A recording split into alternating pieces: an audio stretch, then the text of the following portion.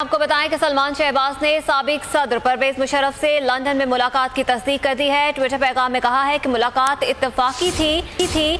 सलमान शहबाज के मुताबिक मुलाकात में परवेज मुशर्रफ की सेहतयाबी से मुतालिक गुफ्तगू की गई और जल्द तंदुरुस्ती के लिए दुआ भी की। अहम खबर आप तक पहुंचा रहे हैं। लंदन में मुलाकात हुई है साबिक सदर परवेज मुशर्रफ और सलमान शहबाज के दरमियान।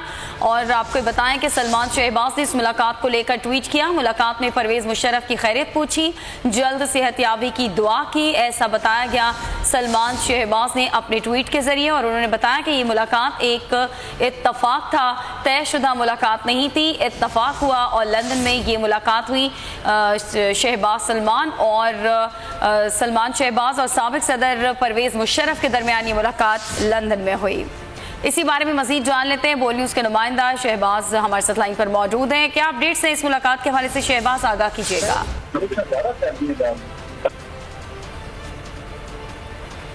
अहम खबर आप तक पहुंचा रहे हैं। मीडिया पर जो खबर सलमान शहबाज ने परवेज मुशर्रफ से लंदन मुलाकात की तस्दीक की है। ट्वीट के जरिए उन्होंने इस मुलाकात की तस्दीक की और बताया कि ये इत्तफाक था कि उनकी मुलाकात हुई साबिक सदर परवेज मुशर्रफ से।